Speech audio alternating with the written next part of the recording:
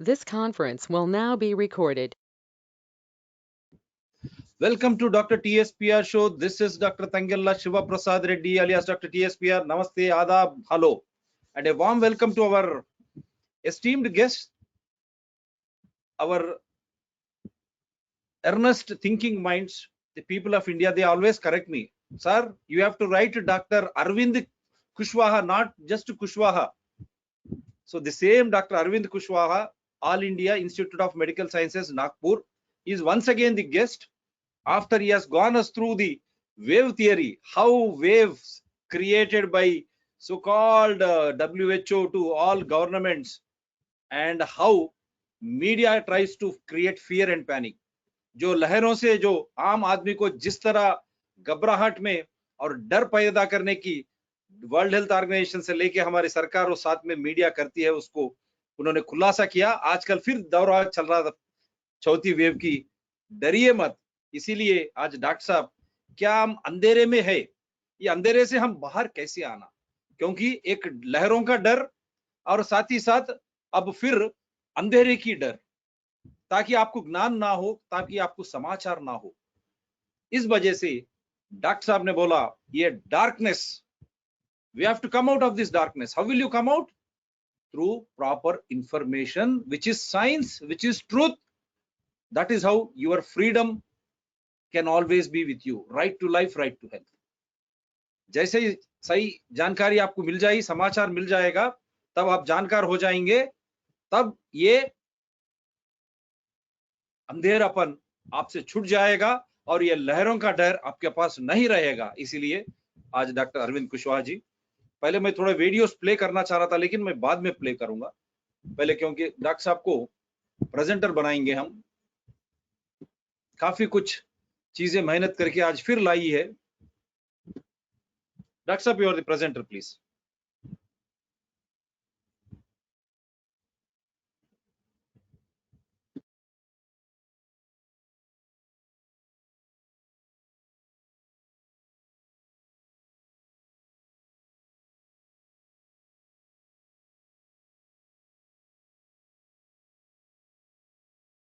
Can you see my screen, sir?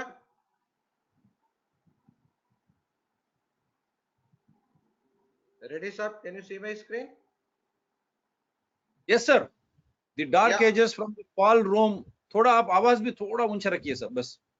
ठीक है sir, ठीक है वंडरफुल। सर। फुल स्क्रीन है So sir, please go we'll ahead. talk about the current pandemic and the dark ages that we are in, and how do we get out of it? हम इससे बाहर कैसे निकले? जो अंधकार छाया हुआ है, या जो कह लीजिए एकदम अंधेरा छाया हुआ है, इससे हम बाहर कैसे निकले? हमको ऑलरेडी 2 साल से ज्यादा हो चुके हैं और पैंडेमिक जो है वो चलते जा रहा है और आगे बढ़ाया जा रहा है, और हम लोगों को कोई नजर नहीं आ रहा है कि कहीं आगे कहीं लाइट है। There is no light which is looking at the end of the tunnel. So how do we see that light, and how do we come over this dark ages? Let us discuss. And ये जो मैं आपको अभी कह रहा हूँ कि जो डार्क एजेस जो शुरू हुआ था इस पेंडेमिक के साथ जनवरी 2020 से, वो चलते जा रहा है, चलते जा रहा है। और जैसा कि पहले से लोगों ने बताया हुआ है, कई जो है ऐसे पेपर्स आ चुके हैं जो बोलते हैं कि ये 25 तक भी ऐसे चल सकता है, और पता नहीं उसके बाद शायद हो सकता है दूसरा डार्क एज शुरू हो जाए, हम लोगों को पता नहीं है। लेकिन मैं आपको इस डार्क एजेस में वेलकम तो एग्जैक्टली नहीं कर सकता, पर लेकिन ये वेलकम चल रहा है, यानी कि ये डार्क एज चल रहा है, हम इससे डिनाई नहीं कर सकते। This is the dark age of 21st century, जब साइंस ने इतना आगे बढ़ गए हैं, इतना जो है टेक्नोलॉजी आगे बढ़ गया है, उसके बाद भी हम उसी तरह से बिहेव कर रहे हैं, या इस तरह से हमारा संसार चल रहा है जैसे आज से 100 साल, 400 साल, 500 साल पहले चला करता था। तो इसको हम डार्क एज नहीं कहेंगे तो क्या कहेंगे? तो आज हम समझेंगे कि ये जो डार्क एजेस है, हम अगर हिंदी में इसको बोलते हैं तो डार्क एज का मतलब हो गया कली युग। कली युग मतलब ब्लैक एज, ब्लैक एजेस या कली युग। कलयुग का एक पराकाष्ठा या कलयुग का एक बहुत ही कह लीजिए कि सबसे गंभीर रूप जो हम देख रहे हैं आज की तारीख में, वो डार्क एजेस ही है। और इसके क्या हम कैसे इसको पहचानते हैं, इसको कैसे ये डार्क एजेस कैसे एस्टेब्लिश किया जाता है, और इसका हमारे पूरे जो आबादी है, आवाम है, उसके ऊपर कैसे असर पड़ता है। और हमारा जो कोविड का जो ये पैंडेमिक चल रहा है, इसका जो डार्क एज है, ये सबसे इम्पोर्टेंट समझने की जरूरत है। इसके दौरान कैसे कैसे लोगों ने यातनाएं सही, किस तरह से लोगों को सफरिंग हुआ, और हम इससे बाहर कैसे निकल सकते हैं, ये हमारे आज के टॉपिक का वजू है। ये पिक्चर देख करके आपको याद आता होगा, ये लॉकडाउन के दौरान भी ऐसा हो सकता था, और इसी इसी पैंडेमिक या इसी जो डार्क एज के दौरान आपने यूक्रेन में भी कुछ इस तरह का पिक्चर देखा होगा। तो ये डार्क एजेस ही पूरा डिपिक्ट करता है, और ये बार बार हमारे मीडिया के सामने इस तरह के इमेजेस आएंगे, तो लोगों को विश्वास होता है कि नहीं, हम इसी से गुजर रहे हैं और ये हमारा फेट है, ये हमारा किस्मत है, हम इसमें से ही गुजरना पड़ेगा। तो डार्क एज हम अगर आज की तारीख में पहचानना चाहें और हम कलयुग को आज पहचानना चाहें तो कैसे मानेंगे? तो आज सारी दुनिया में डेमोक्रेसी यानी कि जो पीपल्स का जो लोगों का लोक तंत्र होता है, वो आज लोकतंत्र ना रह करके आज वो ऑटोक्रेसी या ओलिगार्की यानी कि कुछ लोगों के हाथ में जो सत्ता रह जाती है, इस तरह से स्थानांतरित हो गई है। पूरी सत्ता जो है वो पूरे लोगों के हाथ से निकल करके अब कुछ लोगों के हाथ में रह गई है। ये आज के पैंडेमिक की सच्चाई है। और आज हमें ये नहीं दिखाई देता कि आगे क्या, इसके आगे होने वाला क्या है, या लाइट कहाँ पर है, यही हमको समझ में नहीं आता है। आज पूरा साइंस जो है वो उसको जो है लोगों ने दबा दिया है, और उसका स्थान डॉगमा यानी कि अंधविश्वास चीजों ने ले लिया है। और कॉमन सेंस जो कि सबसे बड़ा एट्रीब्यूट है, यानी कि सबसे बड़ी खासियत है एक ह्यूमन बीइंग की, एनिमल किंगडम में अगर हम देखें तो कॉमन सेंस जो होता है ह्यूमन बीइंग्स का, वो बहुत ही इंपॉर्टेंट होता है। और आज उसकी जो जगह जो है नॉनसेंस एक तरह से कह लीजिए, लोग सोच नहीं पा रहे, कॉमन सेंस ही नहीं उनके अंदर रह गया है। तो उनका किस तरह से पूरा मनोवृत्ति बदला गया है, इसके ऊपर हमें सोचने की जरूरत है। और जो हमारी फ्रीडम थी, लिबर्टी थी, उसको आज पूरा दुनिया भर में आज देखिए तो पुलिस स्टेट बन चुका है, डिक्टेटरशिप ने जगह ले ली है, हमारे राइट्स का हनन हो गया है। आप जो है कुछ भी अपने मर्जी से नहीं कर सकते, इवन ये डिसाइड नहीं कर सकते कि आपको वैक्सीन भी लेनी है कि नहीं लेनी है। तो ये डार्क एजेस आते कैसे हैं, क्या इनके कारण है, इसको थोड़ा सा समझते हैं। तो मेनली दो तरह से डार्क एजेस आते हैं। एक होता है कि एक प्राकृतिक तरीके से आ सकता है, एक आता है मैन मेड यानी कि मानव द्वारा रचित। तो जो प्राकृतिक है उसका तो चलो हम कुछ नहीं कह सकते, डिजीजेस आती हैं, डिजास्टर्स आते हैं, फेमाइंस, क्लाइमेट चेंज होता है, इससे भी जो है डार्क एजेस आ सकते हैं और काफी डिस्ट्रॉय हो सकता है। जैसे हम डायनासोर की थ्योरी के बारे में सुनते हैं कि डायनासोर कैसे खत्म हुए, और हम सुनते हैं आइस एज के बारे में सुनते हैं, तो वो सब नेचुरल कॉजेस थे डार्क एजेस के। लेकिन हमें नेचुरल कॉजेस के ऊपर ज्यादा आज हम ज्यादा चर्चा भी नहीं करेंगे, और उसका हम ज्यादा, हमारे पास इलाज भी नहीं है कि हम एकदम कुछ एकदम कर सकें जिससे कि नेचर को हम कंट्रोल कर सकें, ऐसा हमारे पास अभी फिलहाल कुछ है नहीं। लेकिन मैनमेड जो है डार्क एजेस, वो बहुत इंपॉर्टेंट है इसको समझना। जैसे कि आज की तारीख में जो पैंडेमिक चल रहा है, उसके बारे में कई जो है एविडेंसेस और कई थ्योरीज आई हैं जो कि कहती हैं कि ये मैनमेड पैंडेमिक है और बायो वारफेयर के रूप में इसे इस्तेमाल किया जा रहा है। न्यूक्लियर हॉलोकास्ट जो कि आपने देखा होगा पहले सेकेंड वर्ल्ड वॉर में हुआ था, वो सब मैन मेड डार्क एजेस थी। उसके बाद जो लड़ाइयाँ होती हैं, वॉर्स होते हैं, जैसे अभी रशिया और यूक्रेन का चल रहा है, और जो क्लाइमेट चेंज हम लोगों ने अपने पृथ्वी पर खुद लाया है, हमारे जो इररिस्पॉन्सिबल बिहेवियर से, ये दो तरह के मेनली डार्क एजेस हो सकते हैं। अब कोविड पैंडेमिक का जो आज की तारीख में चल रहा हुआ पैंडेमिक है, उसका इस डार्क एज के साथ कैसा रिश्ता है, हम देखते हैं, थोड़ा सा इसको समझने की कोशिश करते हैं। 2020 में जब ये खबर आई थी कि कोविड पैंडेमिक डिक्लेयर किया गया by WHO on 31st of 11th of March 2020, 31st जनवरी को उन्होंने PHEIC यानी public health emergency of international concern घोषित किया था। और उसके साथ ही जो हमारा शुरू हुआ है वो सफरिंग, और जो हमारा जो कह लीजिए पूरा ह्यूमन काइंड का जो पूरा मानवता का जो उसके बाद जो सफरिंग शुरू हुआ है, उसकी जो तकलीफ शुरू हुई है, वो आज दिन तक खत्म होने का नाम नहीं ले रही है। हर एक दिन ऐसे लग रहा है कि कुछ नया तकलीफ शुरू होने वाला है। हम कोई भी पैंडेमिक को इतना लंबा खींचते हुए आज तक हम लोगों ने कभी नहीं देखा। 1918 का पैंडेमिक भी आया था जो इससे ज्यादा खतरनाक था। 2009 में H1N1 का पैंडेमिक था, वो भी कहीं इससे ज्यादा खतरनाक वायरस होने के बावजूद भी वो एक साल के अंदर खत्म हो गया। लेकिन यहाँ तो हम देख रहे हैं कि 2 साल, पता नहीं और कितने साल तक इस तरह से चलता रहेगा। तो क्या ये जो वायरस का ओरिजिन है इसके बारे में भी हम लोगों को अभी तक नहीं पता कि आखिर ये आया कहाँ से, क्या ये वुहान वायरस यानी वुहान प्रोविंस जो चाइना में है वहाँ के जो मीट मार्केट से वहाँ से जन्म लिया, क्या वहाँ से स्पीसीज जंप किया उसने, या किसी लेबोरेटरी में इसका जो है बनाया गया, जैसे कि कुछ लोग इसके बारे में बात कर रहे हैं कि शायद मॉडर्ना जो कंपनी है जिसने कि ये वैक्सीन बनाया है, शायद उसने ही ये वायरस को लेबोरेटरी में सिंथेसाइज किया और फाइनली इसके कारण ऐसे हो रहा है। ऐसे कुछ थ्योरीज हैं जो कि इसके ऊपर और बहुत इन्वेस्टिगेशंस की जरूरत है।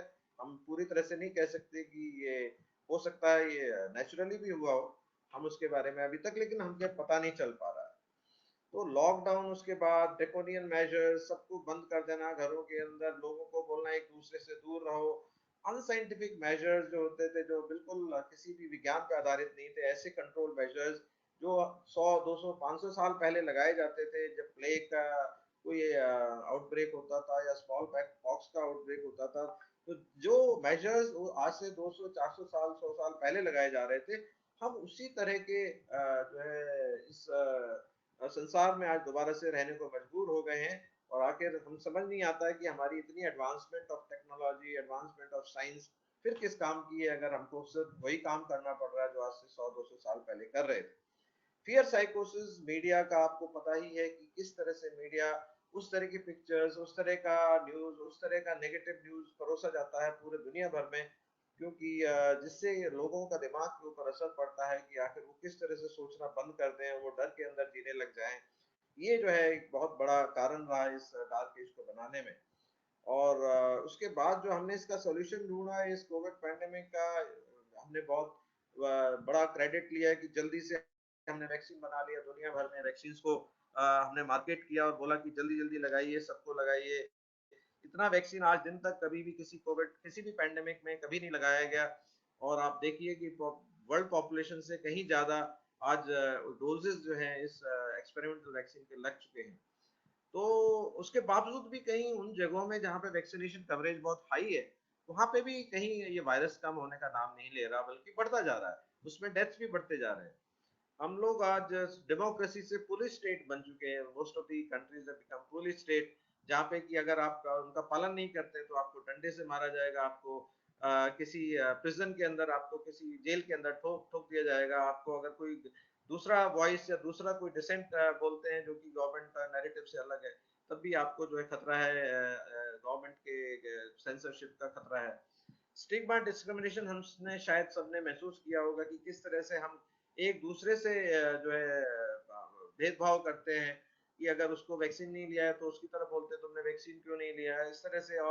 और वो जो पैंडेमिक के जो लॉकडाउन थे उसके दौरान भी किस तरह का डिस्क्रिमिनेशन हमने देखा, वो हम सब देख चुके हैं। सफरिंग इतनी हुई है इस ह्यूमन काइंड की, जिसका कोई आज अगर इसका जब इतिहास लिखा जाएगा तो शायद इतनी ज्यादा सफरिंग मेरे ख्याल से पहले कभी भी नहीं हुई होगी, इतने बड़े पैमाने पर, इतने बड़े दुनिया भर में। कितने मिलियंस ऑफ पीपल जो कि लेबरर्स, जो सबसे पुअरेस्ट क्लास था, उसको माइग्रेशन झेलना पड़ा, उसको अपने काम करने की जगह से झेलना, उसको जाना पड़ा। और उसके जाने का आपने देखा उसके किस तरह से लोगों ने कितना मुश्किलात में, कितनी तकलीफों में वो सब काम किया। और सबसे बड़ी बात ये है कि इस कोविड पैंडेमिक का जो सबसे बड़ा इशू रहा है ये है कि रिच, जो बहुत पैसा वाला लोग है वो और पैसा वाला हो गया, यानी कि मोर विलेनर्स हैव बीन एडेड। जो रिच लोग थे वो और रिच हो गए और जो पुअर लोग थे वो और पुअर हो गए, यानी कि जो गैप था वो बढ़ता चला जा रहा है। और हम ये तो मानते ही हैं कि कोविड के अलावा हम जैसे कि किसी और डिजीज को हम मानते ही नहीं है, हम कोई और डिजीज को ट्रीट नहीं करना चाहते, ना हम उसके बारे में सोचना चाहते, ना बात करना चाहते, चाहे वो टीबी हो, मलेरिया हो, चाहे डायरिया हो या निमोनिया हो, किसी भी तरह की और डिजीज के बारे में हम कभी सोचना ही नहीं चाहते। ऐसा ये सब मिला करके देखा जाए तो हम एक डार्क एज में या कलयुग में जी रहे हैं, जो कि पैंडेमिक के द्वारा पैदा किया गया है।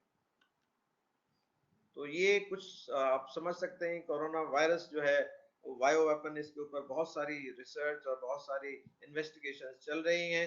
अभी ये देखना है कि क्या ये बायो वेपन की तरह इस्तेमाल हुआ है या ये एक्चुअली कोई नेचुरल वायरस था। लॉकडाउन आपको पता है कि जो कि जिसकी कहीं इतिहास में कहीं चर्चा नहीं थी कि लॉकडाउन एक मेजर होता है जो कि इस पूरे वायरस को रोकने के लिए ऐसा कभी भी पहले कभी इस्तेमाल नहीं हुआ, लेकिन कुछ जो शुरू के जो मेजर्स चाइना ने अडॉप्ट किए थे वो पूरे दुनिया में इस तरह से प्रचारित किए गए कि वो सारी दुनिया ने उसको अडॉप्ट किया, और वो आज की तारीख में हमारे पास एविडेंस है कि लॉकडाउन से वायरस नहीं रुकता है, बल्कि और वायरस का चांस मिलता है उसको बढ़ने का। टेस्टिंग का भी डार्क एज हुआ, हमने हर आदमी को टेस्ट करना शुरू किया, चाहे उसको कोई सिम्टम हो चाहे ना हो, चाहे वो बीमार हो चाहे ना हो, चाहे वो चाहता हो कि उसको टेस्ट कराना है चाहे नहीं कराना, हमने लोगों को जबरदस्ती उसके नाक में ये जो है डाल करके, एक स्वाब डाल करके, और हमने कोशिश करी कि उसमें से हम वायरस को जो है टेस्ट करके निकालें। और वो जो टेस्ट भी था वो भी आपको पता है कि कितना इनएक्यूरेट टेस्ट था, आरटीपीसीआर, जो कि यही नहीं समझ पाता था कि ये वायरस एक्चुअली कोविड है या कोई दूसरे वायरसेस हैं। हजार करीब 52 वायरसेस ऐसे हैं जो कि वो फॉल्स पॉजिटिव आरटीपीसीआर दे सकते थे। तो टेस्टिंग का भी एक डार्क एज हमेशा इस कोविड पैंडेमिक में देखा गया। जिसको जरूरत नहीं थी उसको भी टेस्ट किया गया, जिसको सिम्टम नहीं है उसको भी हमने पेशेंट बनाया, जो हेल्दी था उसको भी हमने रोगी घोषित कर दिया। ये मैं आपको पहले ही बोल चुका हूँ कि जो सबसे ज्यादा असर इस पूरे पैंडेमिक के जो डार्क एज का पड़ा है, वो सबसे जो गरीब तबका है, सबसे जो मजलूम है, जो सबसे ज्यादा तकलीफ में है, वो देखिए किस तरह से इन्होंने इस पूरे पैंडेमिक के दर्द को झेला है। इसके बारे में कोई बात नहीं करता, इसके बारे में कोई सोचता नहीं है। इसीलिए शायद हम लोग अपना बैठ करके ये जो है कहानी जो है बताते रहते हैं, लेकिन हमने इस दर्द को झेला नहीं है। लेकिन जिन्होंने झेला है उसका दर्द को हमें समझना पड़ेगा, हमको शेयर करना पड़ेगा, और आगे से इस दर्द ना हो ऐसा कुछ काम करना पड़ेगा। ये कुछ चित्र हैं जो आपने मीडिया में देखे होंगे, किस तरह से लोग कहाँ कहाँ से किस हालात में जो है एक अपने गाँव की तरफ लौटना पड़ा उनको, क्योंकि काम उनके पास नहीं था, धंधा नहीं था, उनकी कोई खाने को नहीं था उनके पास, तो उनको पूरा जिस हालात में एक जगह से दूसरी जगह जाना पड़ा हमने देखा है। और ऐसा शायद हम लोगों ने, मैंने अपने इतिहास में अपने पूरे 50-57 साल की जिंदगी में नहीं देखा था। हमने सिर्फ सुना था, पढ़ा था कि शायद पार्टीशन के टाइम में कुछ ऐसा हुआ था, उससे पहले तो हमने ऐसे कोई चित्र नहीं देखे। इस तरह के चित्र मीडिया में बार बार फैलाए गए, जिससे लोगों में इतना भय पैदा हो, इतना भ्रम पैदा हो कि बिना ऑक्सीजन के आप जिंदा नहीं रह सकते। जैसे कि आपको जबरदस्ती मास्क लगाया गया, मास्क लगाएंगे, एक बीमार आदमी मास्क लगाएगा तो उसको और तकलीफ बढ़ेगा कि उसका तकलीफ कम होगा, ये तो हम आसानी से समझ सकते हैं। ये सब इस तरह से किया गया कि लोगों का पूरा भ्रम, मति भ्रम हो जाए, जिससे कि उनको कोई सही चीज दिखाई ना दे। पुलिस स्टेट आप देखिए, मतलब लोगों को देख करके पुलिस वाले डंडा मारते थे, कभी मुर्गा बनाते थे, किस तरह से लोगों को किस तरह से ट्रीट किया गया। ये कोई, हम इस शिक्षित समाज में रह रहे हैं क्या? हम लोग इस डेमोक्रेसी में रह रहे हैं क्या? मतलब मुझे समझ नहीं आता कि हम किस तरह से हो गए थे इस पूरे पैंडेमिक के दौरान। और ये पागलपन जो है अभी भी शायद कई जगह अभी भी चल रहा है, चाहे वो कनाडा हो, चाहे वो ऑस्ट्रेलिया हो, चाहे वो न्यूजीलैंड हो, चाहे और भी बड़े बड़े देश जो शिक्षित देश हम जिनको मानते हैं, वेस्टर्न कंट्रीज, एडवांस्ड इकोनॉमीज, उनके यहाँ भी ऐसा हो रहा है। कमाल की बात यह है कि सिर्फ हिंदुस्तान में नहीं हो रहा है। और ऐसा हो गया कि जैसे कि पूरा कोरोना से ज्यादा खतरा जो है हमारे ये जो पुलिस स्टेट है इसके कारण हो गया है। लोगों को इस तरह से डराया गया कि घर से बाहर मत निकलिए, नहीं तो जैसे कोरोना आपको दबोच लेगा, आपको एकदम रोड के अंदर ही मार डालेगा। इस तरह से लोगों को डराया गया। और कंटेनमेंट जोन बनाए गए, जैसे यहाँ से इधर जो है हिंदुस्तान है, इधर पाकिस्तान है, इसके इधर जाना नहीं है, उधर का आदमी इधर जाना नहीं है। जबकि ये कंटोनमेंट भी जो कम्युनिटी ट्रांसमिशन अगर एक बार स्टैब्लिश हो जाता है तो कंटेनमेंट नाम का कोई चीज रह नहीं जाता है। और आज दिन तक 2 साल के बाद भी हम कंटेनमेंट का बात कर रहे हैं, कितना बेईमानी है, कितना अनसाइंटिफिक है, हम सब समझते हैं। लेकिन पता नहीं क्यों ये डार्क एजेस के चक्कर में अभी सब चीज दबा हुआ है, साइंस को कोई जगह नहीं मिल रहा है, कोई दूसरा जो ओपिनियन है उसका कोई बात नहीं करना चाहता है। देखिए इस तरह ये कौन सा साइंस है जो बोलता है कि आपका ये जो इसके ऊपर वायरस बाहर जो है वो सरवाइव करेगा, सरवाइव करने के बाद दूसरे को ट्रांसमिट हो जाएगा। ये किस तरह का साइंस हम लोग प्रैक्टिस कर रहे थे? हमारा बस चला तो हमने हर एक आदमी को, हर एक जगह को, हर गलियों को पूरा हमने हाइपोक्लोराइड से इस तरह से धोया, जैसे कि पता नहीं वायरस वो हर जगह इतना मात्रा में घूम रहा है और वो इस तरह से फैल जाएगा, जो कि बिल्कुल साइंस के खिलाफ ये सब हरकतें थी। और इसके बाद हमने इसका सॉल्यूशन क्या ढूंढा कि भाई पैंडेमिक कैसे खत्म होगा? Vaccination, vaccination, vaccination. Mass vaccination कभी भी एक अच्छा टूल नहीं है, खासकर ऐसे वैक्सीन के साथ जो वैक्सीन हमें अभी तक पूरी तरह से ट्राइड नहीं है, टेस्टेड नहीं है, जिसका कि अभी भी एक्सपेरिमेंटल स्टेज पे, वो भी इमरजेंसी यूज ऑथराइजेशन किया गया है। ये बिल्कुल गलत कदम था जो emergency use authorization mass vaccination के लिए किया गया। अगर हमको इस वैक्सीन का, जिसका हमें ज्यादा पता नहीं था, अगर इस्तेमाल भी करना था तो सिर्फ उन लोगों को करना था जिनको गंभीर बीमारी होने का खतरा ज्यादा था। Selective vaccination was the answer, not the mass vaccination. और ये हमने देख लिया है, मास वैक्सीनेशन का नतीजा देख लिया है। अगर आज हम ऑस्ट्रेलिया, न्यूजीलैंड कहीं के भी आंकड़े उठाकर देखें या यूके के आंकड़े उठाकर देखें, तो 9 में से 10 लोग जो अस्पताल में आज हैं वो हैं जो वैक्सीनेटेड हैं, फुली वैक्सीनेटेड हैं, और डेथ्स भी उनमें भी होना शुरू हो गए। ये शायद चित्र अपने आप में सब कुछ बताता है कि जो वैक्सीन है कितना काम कर रही है, नहीं कर रही है। अब ये एक ऐसा मेडिकल क्राइसिस क्रिएट हो गया है जिसका कि कोई सानी नहीं है, इसका कोई पुराना जो है इतिहास नहीं है। ऐसा कोई हमने देखा कि मतलब जिस तरह का बताया गया है कि ऑक्सीजन सिलेंडर्स लोगों ने अपने घरों में रखने शुरू कर दिए, ऑक्सीजन कंसंट्रेटर्स का काला बाजारी हुआ, इनफैक्ट ऑक्सीजन सिलेंडर्स का बहुत काला बाजारी हुआ। जैसे कि हर आदमी को ऑक्सीजन लगेगा, हर आदमी को बिना ऑक्सीजन के वो जिंदा नहीं रह पाएगा, जबकि ये पूरी तरह से मालूम है कि ऑक्सीजन वैसे भी हमारे एटमॉस्फेयर में इतना मौजूद है कि एक आम आदमी को जो छोटी मोटी बीमारी के साथ है उसको ऑक्सीजन का सिलेंडर का जरूरत नहीं पड़ता। लेकिन ऐसे बताया गया कि अगर ऑक्सीजन लेंगे तो जल्दी से ठीक हो जाएंगे और पूरी तरह से ठीक हो जाएंगे। ऑक्सीजन को जहाँ ऐसे बिल्कुल नॉन हॉस्पिटल सेटिंग में भी लोगों को इस्तेमाल करने के लिए बोला गया, तो एक क्राइसिस क्रिएट की गई, पूरा एक सीन क्रिएट किया गया जैसे पिक्चरों में किया जाता है, लोगों को इस तरह से मजबूर किया गया। डेथ डिवास्टेशन का जो फियर है वो दिमाग में बैठाया गया कि ये जैसे कोरोना बीमारी होगा तो कोई बचेगा नहीं, उससे मतलब आपको मरना ही है, ऐसे बताया गया। जबकि अब हमारी स्टडीज आज क्लियरली प्रूव करती हैं कि 99.997% लोग इससे बच जाते हैं, यानी ये बीमारी गंभीर नहीं है। लेकिन इस तरह से हमारे ब्रेन वॉश किया गया पूरी जनता को कि जैसे कि ये मरना ही है, इसमें से कोई बच के नहीं निकल सकता, इस तरह का हम लोगों को बताया गया। इस तरह के चित्र जो है दुनिया भर में फैलाए गए, पूरे मीडिया में स्प्लैश किए गए, जहाँ पे कि पीपी पहने हुए लोग इस तरह से जो है डेड बॉडी को लेके जा रहे हैं। डेड बॉडीज पे कोई पोस्टमार्टम करने का जो है हमें इजाजत नहीं मिला। नहीं, हमको पता ही कैसे लगेगा कि ये आखिर मौत हुआ तो किस कारण से हुआ, उसके अंदर क्या कारण थे, हम उसको आगे कैसे सीखें। पोस्टमार्टम बहुत इंपॉर्टेंट टूल है मेडिकल साइंस में, जिससे कि हमें ये पता लगता है कि आखिर पैथोलॉजी क्या है, किस कारण से मर रहा है इंसान, तो हम उसके हिसाब से ट्रीटमेंट प्रोटोकॉल्स डिजाइन कर सकते हैं। ये चीज जब पूरे पैंडेमिक में ये बताया गया कि इनके ऊपर पोस्टमार्टम नहीं होना है क्योंकि इससे बीमारी फैलने का खतरा है। इमेजिन, ये सबसे बड़ा एक स्कैम इस पूरे पैंडेमिक के अंदर रखा गया। अगर हमने अच्छे से पोस्टमार्टम्स किए होते तो शायद पता रहता है कि आखिर ये कारण क्या है और उससे हम इलाज भी अच्छा कर सकते हैं। इलाज को एकदम दबाया गया, वैक्सीन को ऊपर लाया गया, इलाज नहीं करना है, सिर्फ वैक्सीन देना है, जैसे वैक्सीन ही इलाज है। और हमने देख लिया है कि आखिर क्या है। लोग अपने, जो लोग उसके परिजन होते थे, उसके परिवारजन होते थे, उनसे मिल नहीं पाते थे, उनकी चिताओं में शामिल नहीं हो पाते थे, उनको देख नहीं पाते थे हॉस्पिटल के अंदर। इस तरह से हमने आज दिन तक कभी भी मेडिकल साइंस में ऐसा नहीं देखा है। जितना दूरी पेशेंट और उसके रिलेटिव या पेशेंट और डॉक्टर के बीच में जो दूरी बनाया गया इस पूरे पैंडेमिक के दौरान, बहुत ही गलत, बहुत ही ऐसा कहना चाहिए कि ऐसा पूरी साइंस को उसने दबा दिया, और पूरे का पूरा जो मेडिकल साइंस को इतना जो है धक्का लगा है इस पूरे पैंडेमिक के दौरान, इसको बनाने में, वापस आने में सालों साल लग जाएंगे, सदियां लग जाएंगी। माइग्रेंट लेबर क्राइसिस का तो मैं अगर आपको चित्र दिखाना शुरू करूं तो आपकी आंखों में आंसू आ जाएंगे। प्रेग्नेंट फीमेल्स वॉक कर रही हैं, बुढ़े लोग वॉक कर रहे हैं, बच्चे बच्चे लेकर के, प्रेग्नेंट ब्रेस्ट फीडिंग लेडीज। अब इमेजिन, मतलब आप सोच सकते हैं लोग हजारों मील इस तरह से गए हैं। इतने गरीब लोग हैं जिनके पास कोई साधन नहीं है क्योंकि लॉकडाउन है, आपका कोई ट्रांसपोर्ट नहीं चल रहा है। इस तरह से, इस तरह का माहौल, इस तरह का जो सफरिंग इस जनता ने झेला है, मैं चाहता हूँ कि ये जो है साइंस दोबारा स्टेब्लिश होगी तभी ये इस तरह का चीज रुकेगा, अदरवाइज ये हमारे साथ बार बार होने का खतरा रहेगा।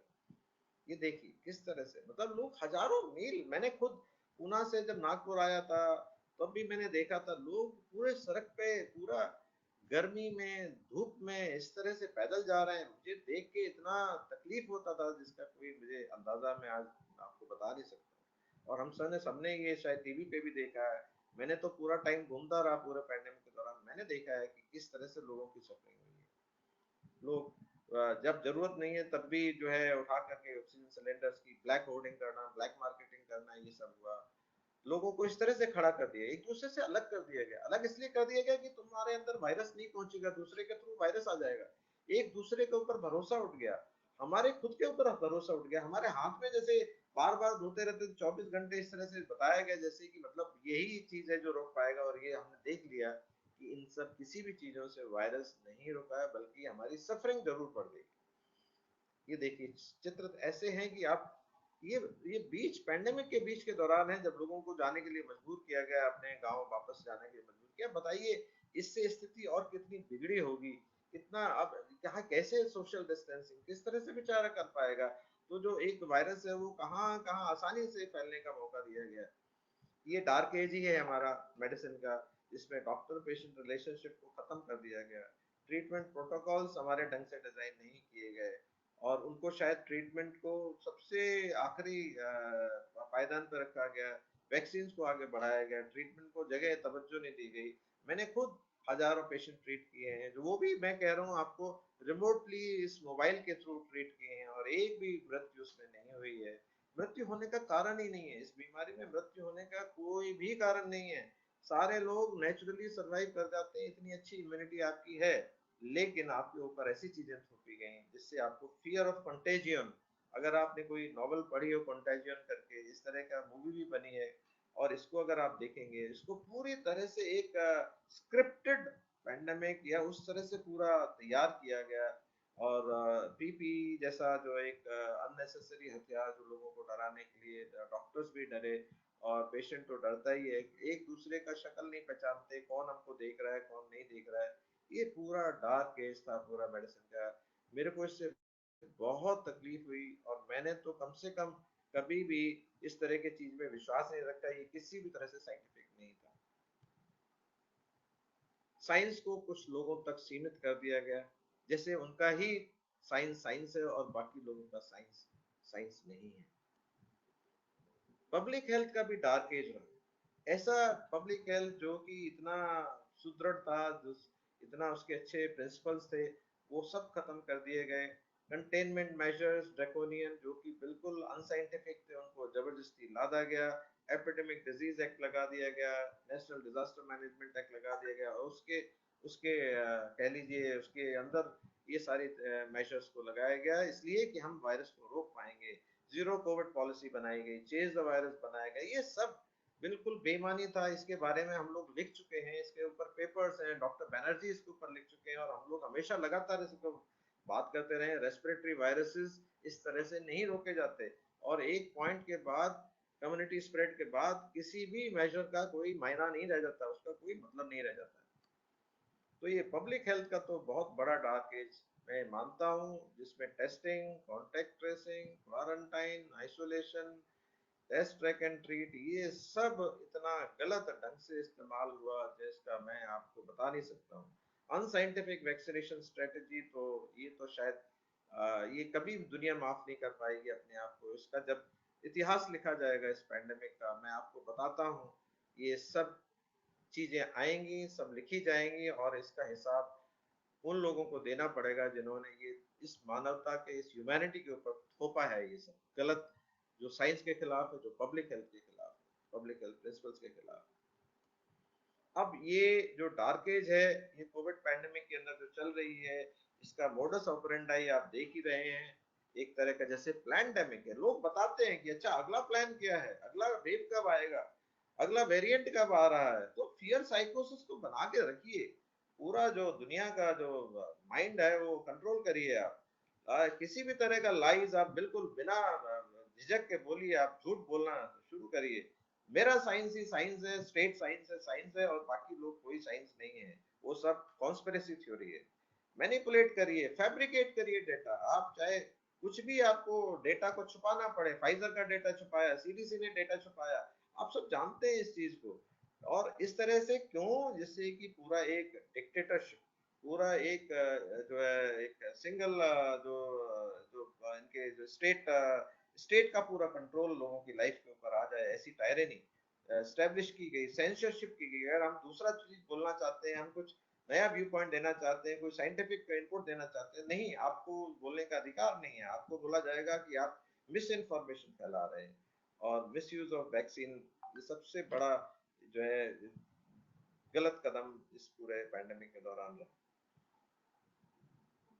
हम अब इससे निजात कैसे पाए, हम इसको कैसे उबर पाएंगे इससे? तो मेरे ख्याल से ये जो है एक हर एक जन का जिम्मेवारी होगा, हर एक इंसान का जिम्मेवारी होगा। इसमें हम कुछ लोग मिल करके इस चीज को नहीं हरा सकते। ये बहुत बड़ा जो है कह लीजिए पैंडेमिक का एक बहुत बड़ा साजिश। इसको अगर हराना है, इसको अगर हमें खत्म करना है, तो हर एक इंसान को खड़ा होना पड़ेगा, अपने अधिकारों के लिए खड़ा होना पड़ेगा। उसको क्वेश्चन पूछना पड़ेगा, स्टेट से पूछना पड़ेगा, मैं ये वैक्सीन लूं तो क्यों लूं, मुझे इसका डेटा दिखाइए, आप मुझे दिखाइए कि मेरे को इससे तकलीफ नहीं होगी। अगर तकलीफ होगी तो आप इसका मुझे क्या हर्जाना देंगे, कौन इसके लिए जिम्मेवार होगा? तो ये जो एक हर एक इंसान जब खड़ा हो जाएगा इस चीज को सवाल पूछने के लिए, तो ये तभी ये कलयुग खत्म हो सकता है। अदरवाइज इसको अभी मेरे ख्याल से तो जिस तरह से चल रहा है और भी जारी आगे रहने का मुझे खतरा दिख रहा है। तो इसका अगर मास साइकोसिस जो हो रहा है पूरे दुनिया भर का, उसको हम कैसे खत्म कर सकते हैं? मास अवेकनिंग से खत्म कर सकते हैं। लेकिन मुश्किल ये होता है कि मास अवेकनिंग करने के लिए आपको मास मीडिया लगता है, जो मास मीडिया भी पूरी तरह से कंट्रोल्ड है स्टेट से। तो वो मुश्किल ये हो रहा है कि मास अवेकनिंग होना इतना आसान नहीं होता है। आपके जो नैरेटिव को जो है वो पूरी तरह से दबाया जाता है, और साइंस जो है वो पूरी तरह से दबा करके प्रोपोगंडा, जो स्टेट प्रोपोगंडा है, उसी को ही प्रोपोगंडा मतलब वो जो बोलते हैं वही सही है, बाकी सब हम जो बोलते हैं वो सब प्रोपोगंडा हो जाता है। यानी अगर साइंस की भी बात करते हैं, आप कोई दूसरा डिसेंट की बात करते हैं, तब भी वो प्रोपोगंडा कहलाता है। तो हमें एक्चुअल प्रोपोगंडा को पहचानना है और साइंस को असली साइंस है उसको सबके सामने लाना है कि ये जो है क्या इसके अंदर गलत है और कैसे हम इसको आगे बढ़ सकते हैं। तो आपको ये चीज समझना पड़ेगा कि जो लोग इसकी खिलाफत करेंगे, जब इसके खिलाफ खड़े होंगे, तो सवाल पूछेंगे, तभी ये बदलाव लाया जा सकता है। अगर हम सवाल नहीं पूछ सकते, हम अगर हम खड़े नहीं होंगे, तो मुझे बदलाव की उम्मीद कम नजर आती है। ये तो आपको सबको पता है कि वैक्सीन के कितने साइड इफेक्ट्स हैं। वो डॉक्यूमेंट जो उन्होंने 75 साल के लिए बोला गया कि हम रिलीज नहीं करेंगे, उनको मजबूरी में रिलीज करना पड़ा यूनाइटेड स्टेट्स में कोर्ट के दखल के बाद। और आप देख रहे हैं कि एक बहुत बड़ी एजेंसी जो दुनिया के सेहत के लिए बनाई गई थी, वो किस तरह से जो है लोगों को कंटिन्यूअसली डराने में लग रही है। ओमाइक्रोन के ऊपर रेड्डी साहब को याद होगा, हम लोग ऑलरेडी एक पहले सेशन कर चुके हैं, प्रोग्राम कर चुके हैं, जिसमें बताया था, मैंने खुद बताया था कि ओमाइक्रोन शायद पॉसिबली इस दुनिया को बचाने के लिए एक अच्छा चीज आया है, नेचुरल चीज आ गया है। December 16th, तो December 16, 2020। Yes exactly. तो ये किस तरह से आप देखिए, WHO अभी भी डराता है, Omicron will not be the last covid variant, future mutations could be adapted surviving. So how does it make a difference? मेरे को इससे डरने की क्या जरूरत है? ओमाइक्रोन से अगर और भी नया वेरिएंट आएगा तो इससे भी माइल्डली आ सकता है, उससे ज्यादा खतरनाक आ ही नहीं सकता। अगर खतरनाक आएगा तो खत्म हो जाएगा जल्दी, वो वेरिएंट सर्वाइव नहीं करेगा। ये सब हम लोग जानते हैं, तो डराने का क्या जरूरत है?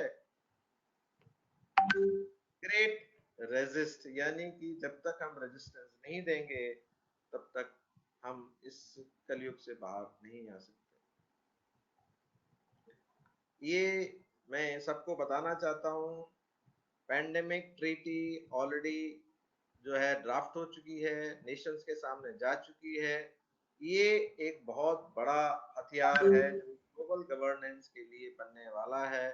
इसमें लोगों की, देशों की अपनी सोवरेनिटी, अपनी इंडिपेंडेंस पूरी तरह से ध्वस्त हो जाएगी। इसके खिलाफ लोगों को खड़ा होना बहुत जरूरी होगा। अदरवाइज हमारे पास ना कहने का भी अधिकार नहीं रह जाएगा कि मैं वैक्सीन नहीं लगाऊंगा। ये अधिकार भी हमारा खत्म होने वाला है। तो इसके लिए सबको समझने की, सचेत होने की जरूरत है, जागने की जरूरत है। और हमारे पास चॉइस है कि हम बनना क्या चाहते हैं। जो इवोल्यूशन में क्या हम एक क्यूआर कोड बन के रह जाना चाहते हैं, या एक अवेकन्ड सोल बनना चाहते हैं? ये हमारे पास चॉइस है।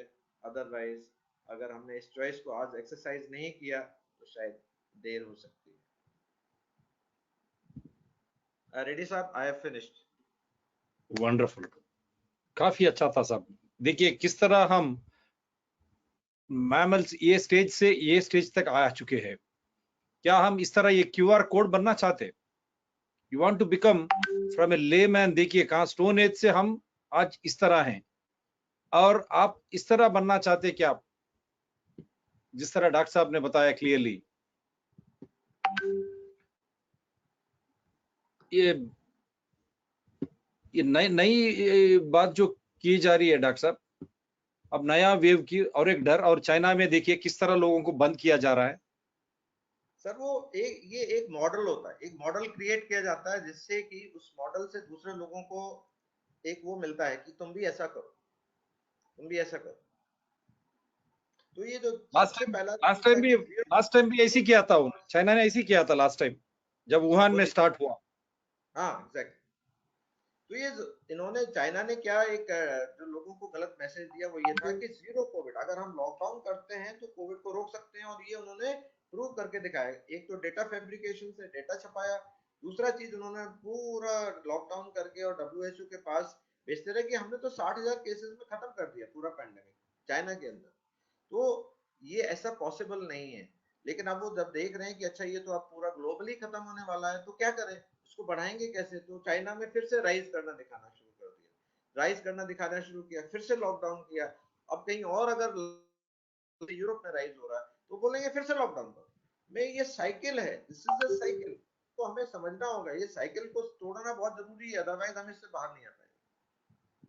और ये कहां तक विज्ञान, is this science? Not at all. This is no science at all. There is no science behind it. The only science is political science. The only science behind it is a political science. There is no science. Not medical science, it is not medical science. It is not medical science. It's not public health.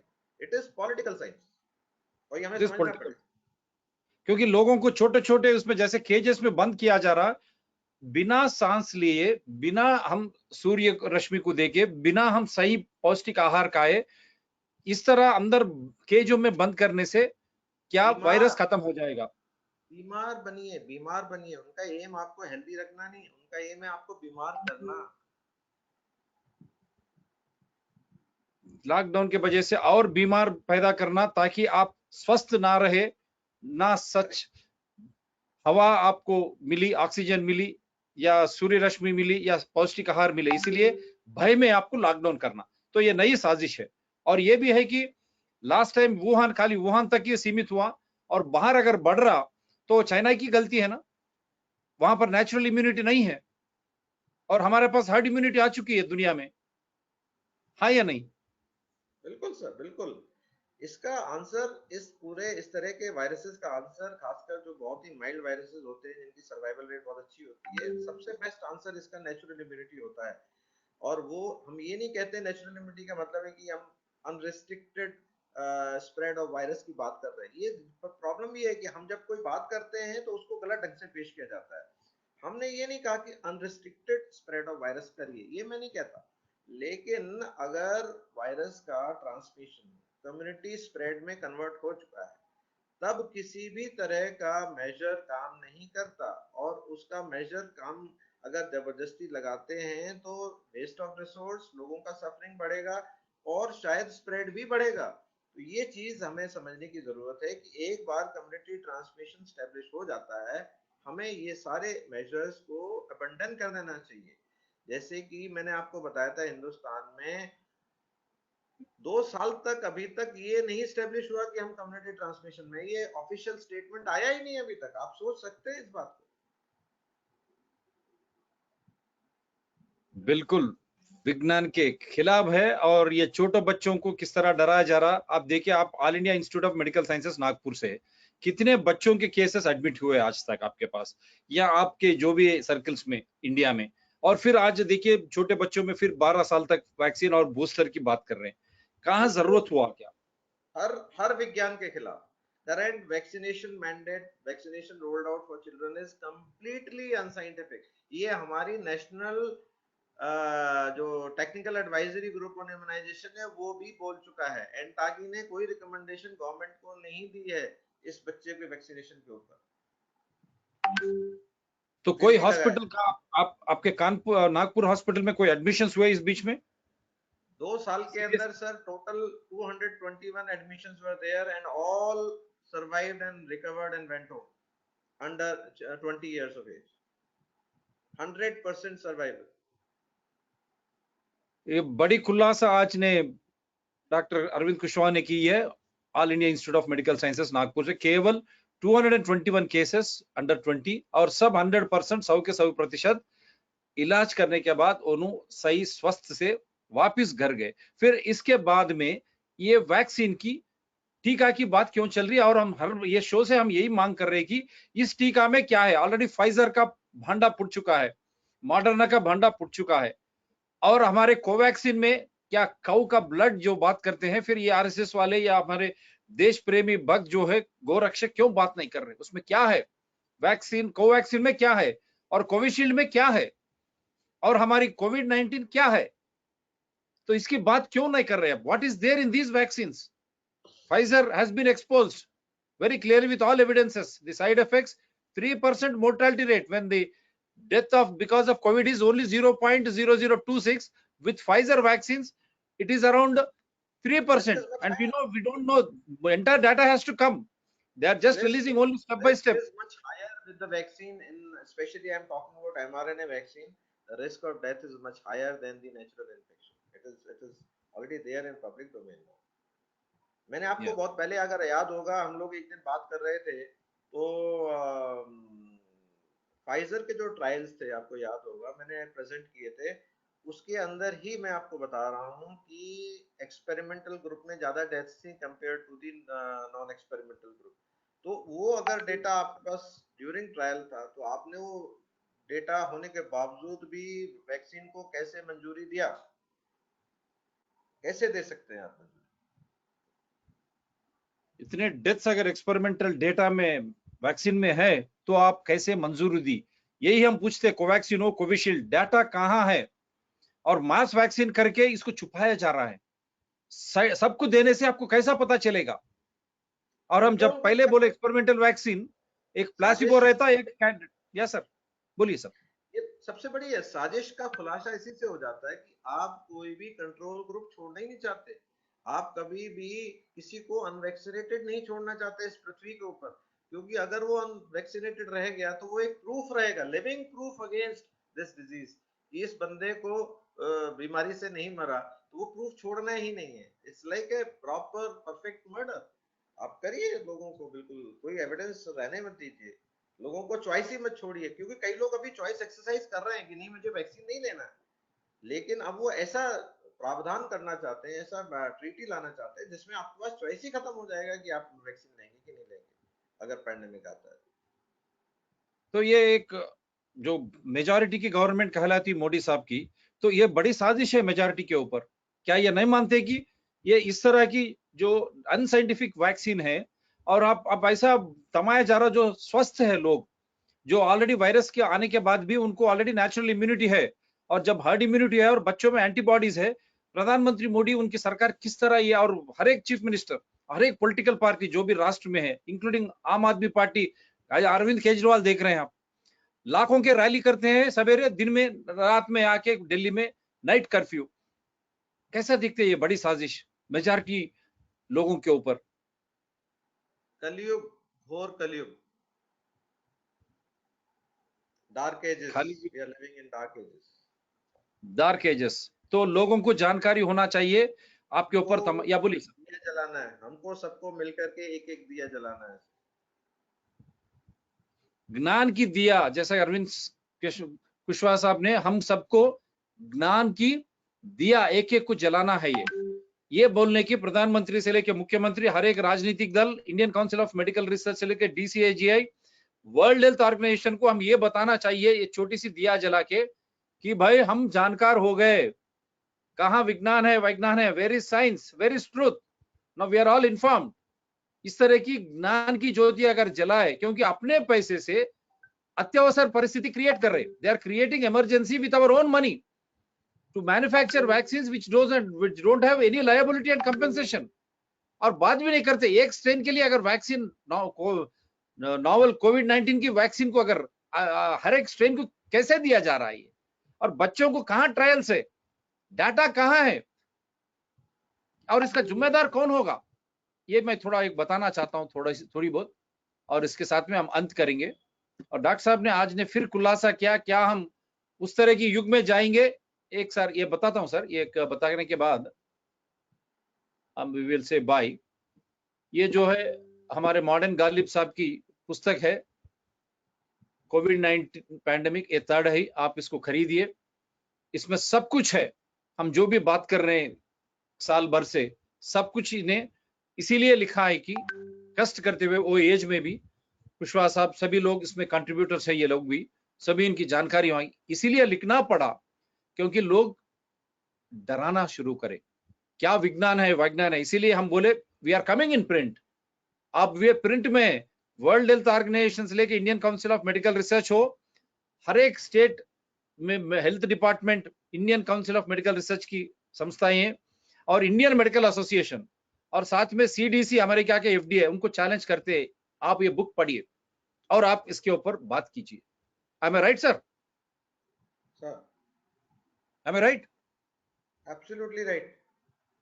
We are challenging you. Come on, take this book. इसीलिए हर कोई घर में ये book रहना चाहिए। आप public health क्या होता, पब्लिक लोगों हेल्थ की डिबेट करिए ना सर। मैं तो कहता हूँ कि public health debate let it be held in public in front of 1.3 billion people. Let them answer our questions why mass vaccination should be implemented or should not be implemented. इसके ऊपर debate कराइए और आप हमें data दीजिए, हमारे answers दीजिए। है आपके पास, हम मान जाएंगे कि हमारा जो ग्राउंड है वो सही नहीं है, आपका ग्राउंड सही है, आप करिए, पब्लिकली करिए। लेकिन लोगों को गलत जानकारी देके या जानकारी छुपा के इस तरह का कोई भी इम्प्लीमेंट करना is not correct. We are challenging from here. Dr. Arvind Kushwaha ji is very clear with this book. World Health Organization ho, Indian Council of Medical Research, Indian Medical Association, all those doctors bodies including CDC, FDA and every state हमारे India में जो medical boards है, including their chief ministers and political heads, including Mr. Rahul Gandhi, जो booster की बात करते हैं, are you ready to take this challenge? Shall we discuss mass vaccination, masking, physical distance in public? क्या आप तैयार है? हम इसके ऊपर चर्चा करेंगे। क्या ये विज्ञान और वैज्ञानिक है?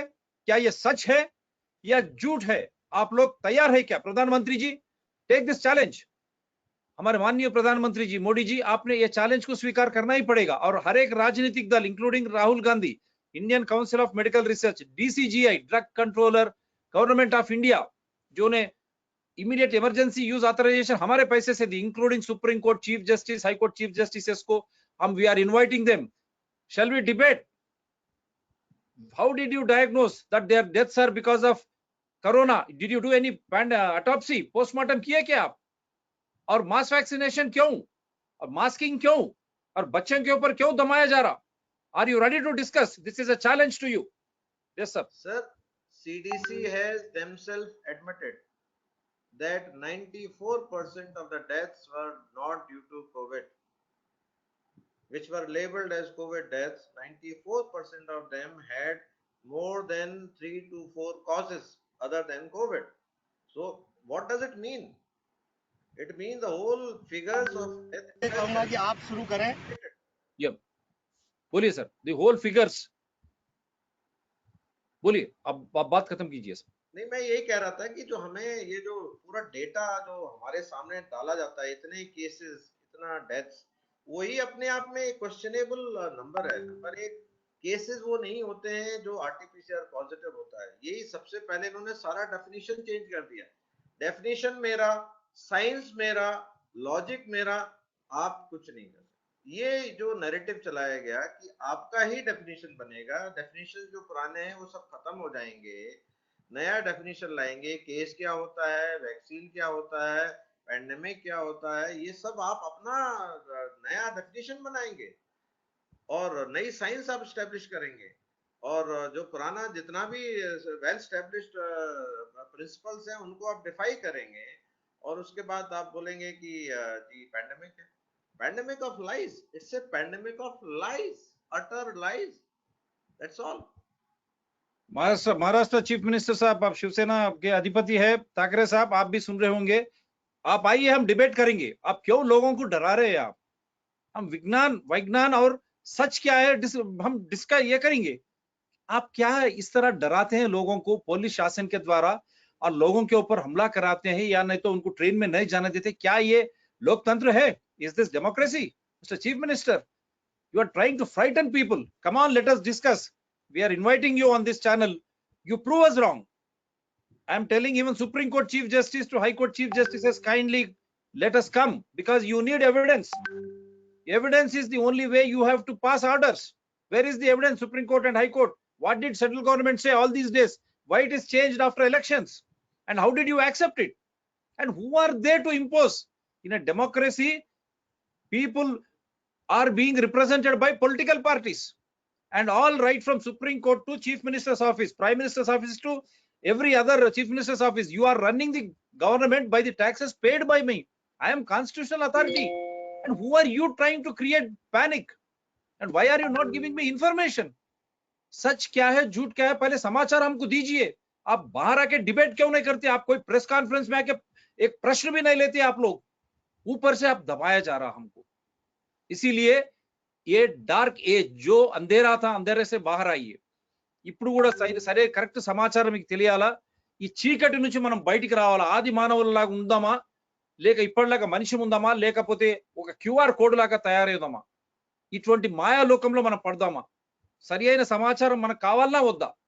సిడిసి క్లియర్ గా చెప్పింది 94% వాళ్ళకు కోవిడ్ వల్ల చనిపోలేదు, వేరే కారణాల వల్ల అని.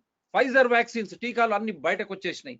దాంట్లో టీకాల కంటే వారు ఇచ్చే టీకాల ద్వారా ప్రమాదాల ద్వారా చనిపోయే వారు ఎక్కువ ఉన్నారు కోవిడ్ కంటే అని.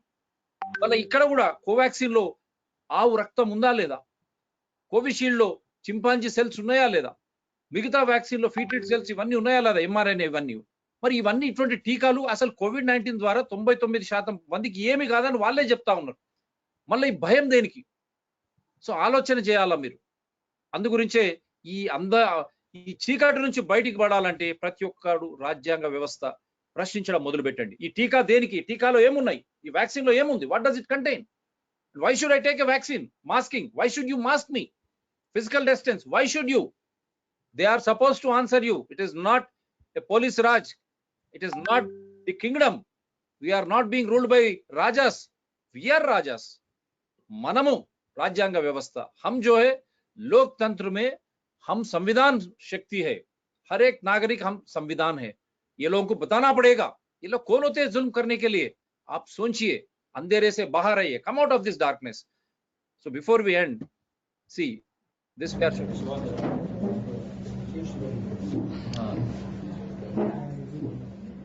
ये अब 18 वाले बच्चे हैं, 18, 19, 20, 21, 22 जिनकी मौतें हो गई है। 15 to 18 में ऑलरेडी 8 बच्चों की मौत हो गई है, और कल तो सुना घाटकोपर में एक छोटी 15 साल की एक लड़की जिसकी मौत हो गई है। तो ये वैक्सीन लगाने के तुरंत बाद इन सब की मौत हो रही है। तो इनको क्या बोला जाएगा कि ये साइड इफेक्ट्स हैं कि मर्डर? हेल्दी बच्चे अगर चल और इनके जवाब देने पड़ेंगे, इनको पब्लिक को सवाल पूछने पड़ेंगे, ये क्यों मर रहे हैं, इसका डेटा निकालो, या किस डॉक्टर ने इनको इंजेक्शन दिए उनको लो, ये बहुत जरूरी है। सजा मर्डर की सजा तो होती है। हेल्दी बच्चे अगर चल के स्वस्थ बच्चे वैक्सीन सेंटर में गए और वैक्सीन लगाने के तुरंत बाद मर जाते हैं, तो ये साइड इफेक्ट्स नहीं है, मर्डर ही है, और मर्डर की सजा होगी। मर्डर की सजा फांसी होगी, फांसी।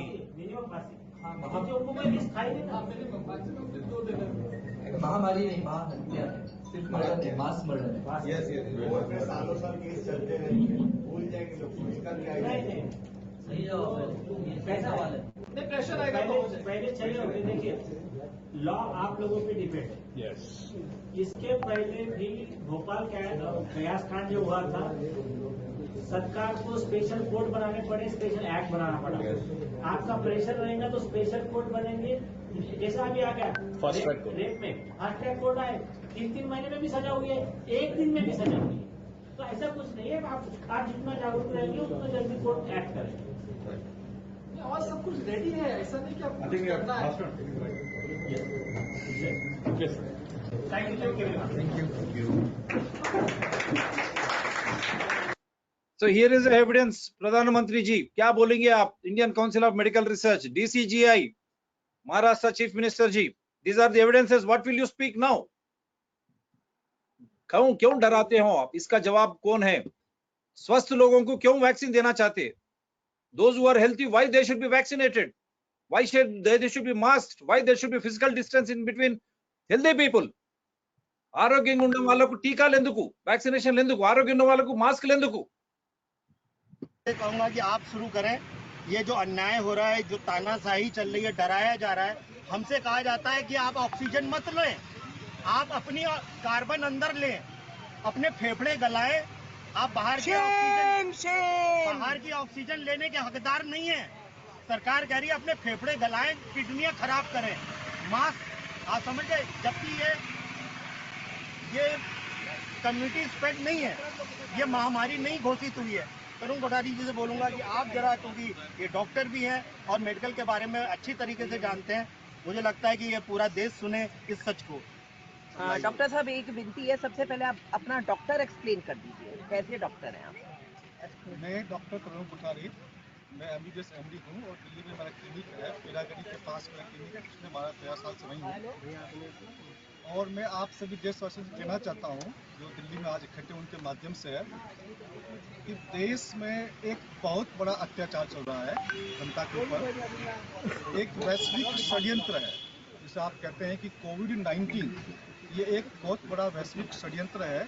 उसी षड्यंत्र के अंतर्गत हमारी देश की तमाम सरकारें, चाहे वो राज्य की सरकारें हो चाहे केंद्र की सरकार हो, वो इस षड्यंत्र में शामिल है। और शामिल होकर के देश की जनता पर जो अत्याचार कर रही है, उसका विरोध करने के लिए आज हम केजरीवाल साहब से मिलने के लिए यहाँ पर आए हैं। और हम उनसे पूछना चाहते हैं कि आखिर क्या बात है। आप कहते हैं कि भाई सैटरडे संडे का लॉकडाउन, कोई कोरोना कोई विशेष प्रकार का है कि भाई सैटरडे संडे को आता है।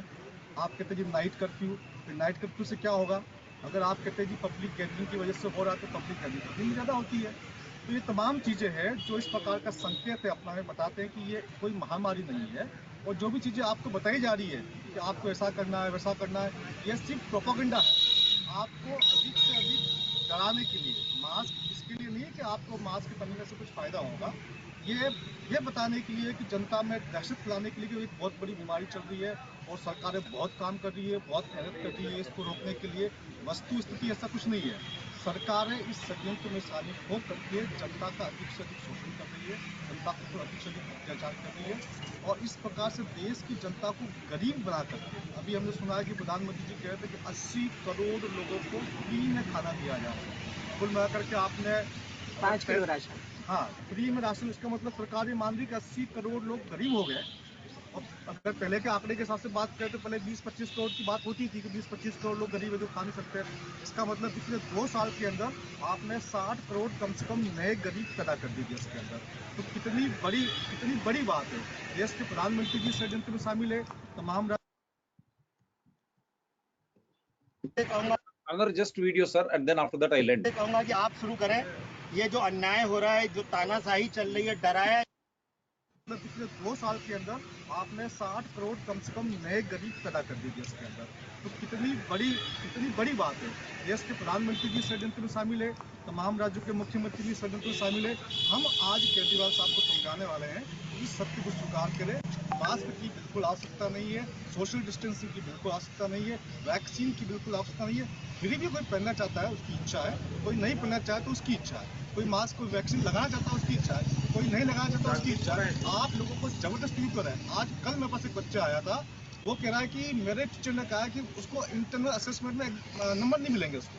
वो कह रहा है कि मेरे टीचर ने कहा कि मुझे एग्जाम नहीं बैठने देंगे। रिजल्ट देने से मना कर रहे हैं बच्चों को, वोटिंग पे भी रोक रहे हैं, कंपल्शन बच्चों को ब्लैकमेल करके डराया जा रहा है। ये ब्लैकमेल करके बच्चों को डरा रहे हैं, जबरदस्ती वैक्सीन लगा रहे हैं, एग्जाम में नहीं बैठने देंगे बच्चों को। एग्जाम में डॉक्टर साहब हम बीमार हैं, ये बात तो हम ही को पता होती है ना वैसे। हाँ जी, तभी हम डॉक्टर के पास जाते हैं और ये हमें जबरदस्ती बीमार कर रहे हैं। मुंबई में घाट कोपर में एक 15 वर्ष की लड़की की डेथ हुई है। तो वहाँ की जो MCD, जो लोकल MCD होती है, जहाँ पर महाराष्ट्र मुंबई नगर पालिका जो है, वो कहती है कि उस लड़की को हार्ट अटैक हुआ है।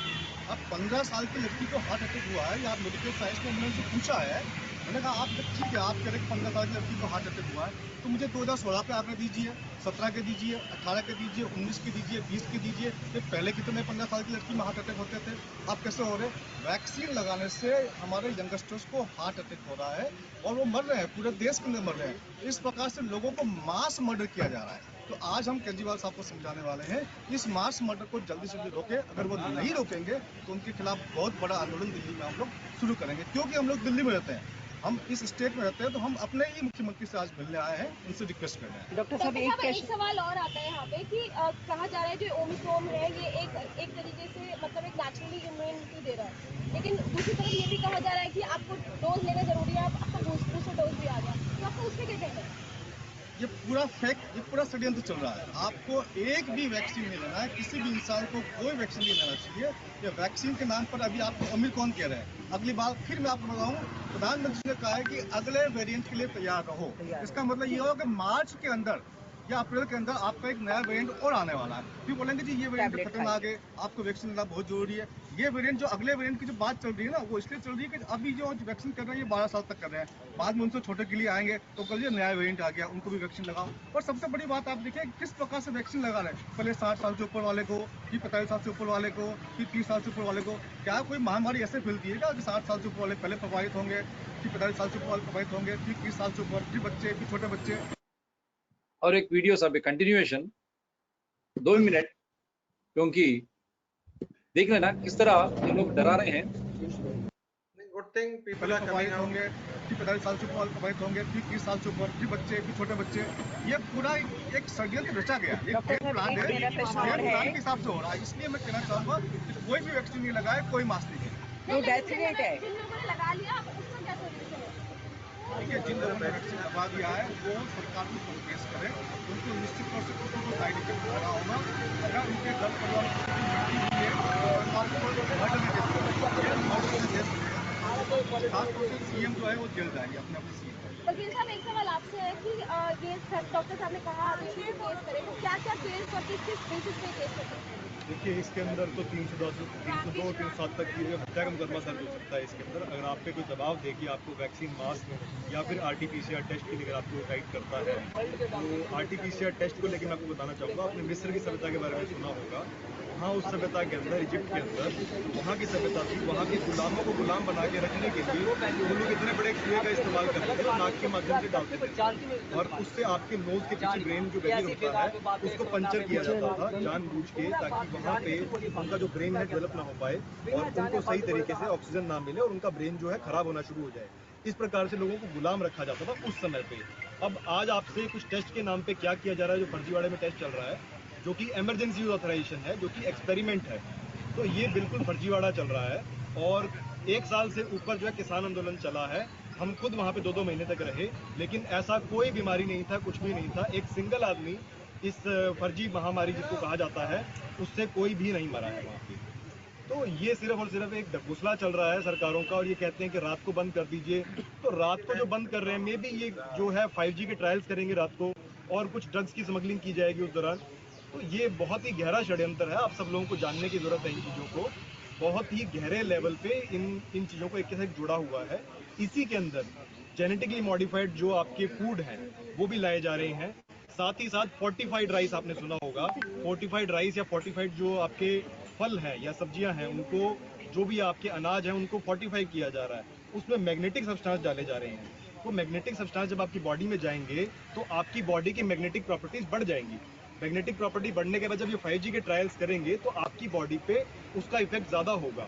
तो ये आपको एक नहीं तो दूसरे माध्यम से आपकी बॉडी को टॉक्सिफाई करना चाहते हैं, उस चीज के लिए आपको जागरूक होना पड़ेगा और आपको एक एक स्टेप के अंदर सभी चीजों को समझने की जरूरत है। बहुत ही गहरा। वकील साहब एक सवाल और आता है कि जो पेरेंट्स हैं उन पर प्रेशर डाला जा रहा है कि बच्चों को जो है डोज दी जाए, तो उसके लिए पेरेंट्स क्या कर सकते हैं, किस तरीके से जो है वो कंप्लेंट करेगा? देखिए कोई भी किसी को प्रेशराइज नहीं कर सकता, ना ही मास्क के लिए। तो ये तो थोड़े चीज थे, आज टाइम भी ज्यादा हो गया, so I wanted to play another video but I think you are short of time now, so अब इस तरह we could expose now how you should come out of the darkness. आप किस तरह अंधेरे से बाहर आना। ఈ చీకట్ల నుంచి ఏ విధంగా బయటికి రావాలి ఈ రోజు ఆధారాలతో మీ ముందు పెట్టాం. ఢిల్లీలో ఏం జరుగుతుంది, ముంబైలో ఏం జరుగుతుంది अन्नी కూడా మేము ముందర పెట్టాం. दिल्ली में क्या हो रहा, मुंबई में क्या हो रहा और देश भर में क्या हो रहा, सब कुछ आपके सामने और दुनिया में भी क्या हो रहा आपके सामने.